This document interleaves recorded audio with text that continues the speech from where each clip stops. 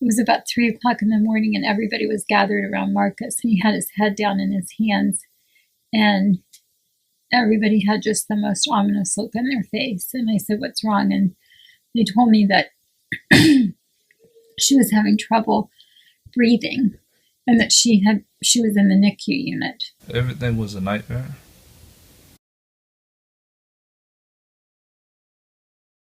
And so we were all excited to see the baby, and she was hooked up to all kinds of equipment, but she was lying there so cute and precious. And so we were whispering and talking softly, but we were touching her little legs a little bit, whatever we could touch a little bit. And finally the nurse said to us, "You can't talk and you can't touch her. She is in critical condition, and you are making her vital statistics go in the wrong direction." 1 o'clock in the afternoon, they came back and said, "She's not responding. There's nothing else here that we can do. We have to get her to Children's Hospital." So I went up to tell Audrey and Marcus and everybody that was there, and I really fell apart at that point. 2 places to me were, one, probably the most heartbreaking. The first one, which broke my heart, was when they told you guys that they were going to transfer Sophia to Children's, and it really wasn't looking good. And Marcus had been trying to be so strong and supportive of you and all this stuff, and then just all of a sudden he was sitting there real stone-faced, and his mom was like, "Marcus, come here." And he went out into the hallway, and he literally just collapsed into her arms, started sobbing, and it was just so heartbreaking because he was trying to be so strong for you and trying to be so supportive and it's gonna be okay and we're gonna get through this and she's gonna be all right. And then he just walked out in the hall, and it was it just all just came out. And he's she had started to respond, but she was no longer responding, and that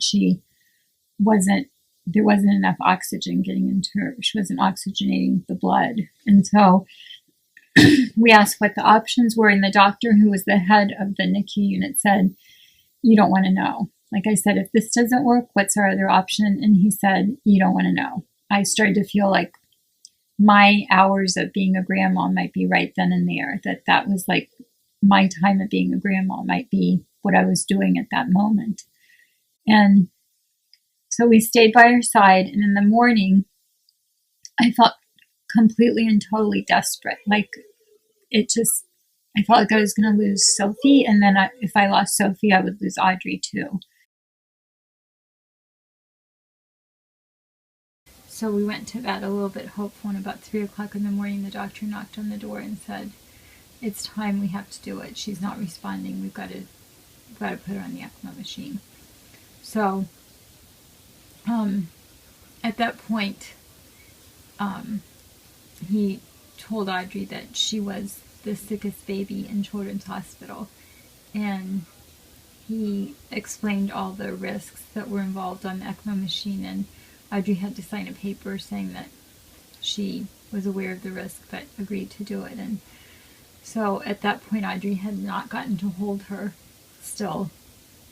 And since it was such a high risk, I asked the doctor, I said, "I'm sure that you're probably going to say no to this, but is there any way that she can hold her before they put her on that ECMO machine?" And they said, "No, but we'll let her kiss her on the forehead."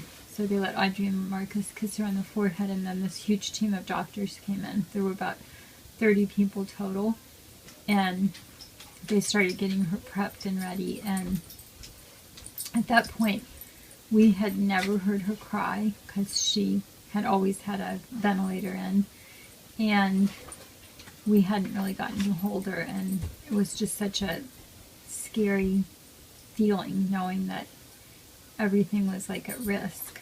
And so they put her on the ECMO machine, and